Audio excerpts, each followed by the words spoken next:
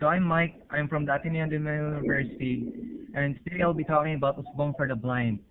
Usbong is basically a term that means, it's a Filipino term that means to grow, to develop, to flourish.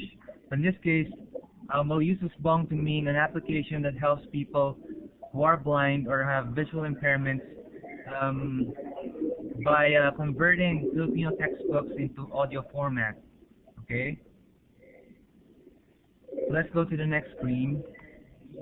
Just to give a background, according to WHO, there are about 285 million people who are visually impaired. And the worst thing here is that most educational textbooks predominantly cater to people who are not visually impaired. And most TDS programs, text-to-speech programs, do not yet have a Filipino text-to-speech feature.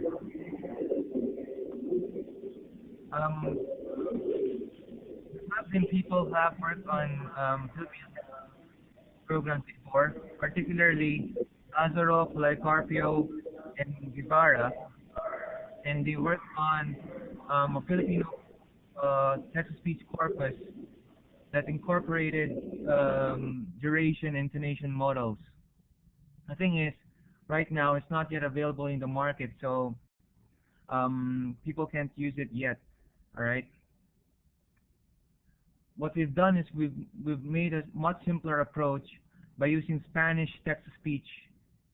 Right. The Google Android library has a Spanish TTS, and what we've done is we've used the Spanish TTS and converted some of the text first. For example, letter H had to be converted to J, so instead of saying halaman, we had to make it J-A-L-A-M-A-N. And the reason why it's like that is because in Spanish, letter H is actually silent, and letter J is not silent. So you have hermano and hermana, right? We had to convert it to letter J to make it sound hermano, hermana. Another thing that we had to convert first was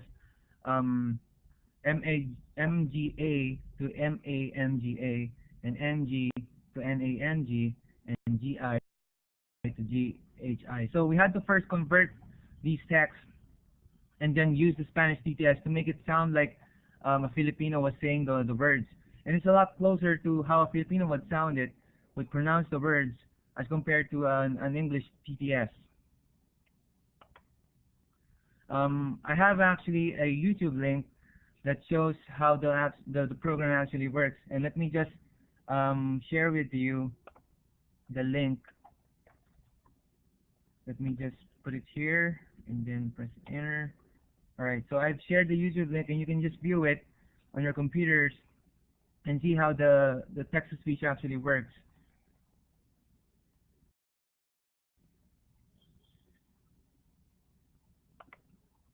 So the process is basically, you have a textbook, let's say from the Department of Education, and you just put it in the SD card, and from the SD card, the application reads it, and then you press the convert button, and it transforms it into an audio format.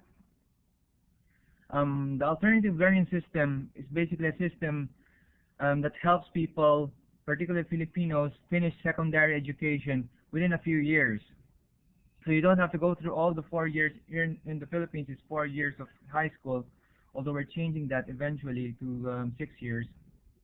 So instead of having to go through all the 4 years of high school, you just have to finish the alternative learning system and pass the examinations, and you get a high school diploma right away. So that helps people who don't have a secondary education to finish high school and get a job eventually. So the experience, basically, we used a social construction technology where we were working with the blind and the visually impaired, and we're getting feedback from them. So we're shaping technology, and at the same time, they're helping shape the technology themselves.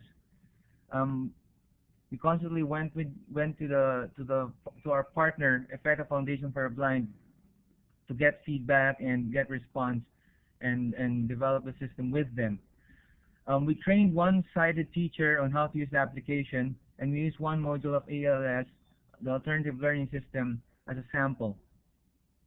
Based on their feedback, which we received from them, they said that it's a lot better to use the Filipino TTS that we made as compared to the English TTS, where it has this robotic English accent. The thing is, the result that we got was they opted to use the Braille embosser rather than the application, and we have several reasons why it's like that. Why was an embosser used over the application? Some advantages of using Braille is are particularly it's better to use Braille to check for spelling, right? If you wanna see how a particular word is spelled, it's better to use Braille rather than hear it. It's more accurate. Braille is more accurate than audio. Okay, and it's easier to use. Just print out the text. Okay. There are advantages of using audio, however. For example, sometimes Braille readers, we were told, would fall asleep because Braille has more pages than ordinary text, and they said it's faster to listen to audio than read text. But despite these advantages of using the audio, the application was just too much of a hassle. There were too many steps you had to follow. You have to put the file into the SD card, and then you have to select the file and then convert it into an audio file. And apparently, there was a lot of hassle, and there were too many steps involved in converting the application to audio, in converting the text using the application to audio. I do have some theories why the issues weren't raised during development, and one theory is to save face and avoid losing face. I was helping our partner organization, EFETA Foundation for the Blind, without actually having any pay, and should done a project instead of being grateful would have resulted to my loss of face. And so what happened was I was helping them out, and I was going to their foundation, and I was getting feedback, and instead of them telling me right away that it's apparently better to use the Braille embosser, just let me continue on with the project. And eventually at the end, they just told me that with regret, we had to use a Braille embosser instead of using the application. So some conclusions and implications. The study emphasized the importance of understanding having both social science and technology perspectives in the design and development of tech intervention. So you have to have social science perspectives, not only technology and technology point of views. And sociological factors, particularly saving face and things like that, should be considered and understood. With regard to the technology intervention, user-friendly should be noted, and not just functionality or usability of the application. And I think that's it for my presentation. Do you have any questions?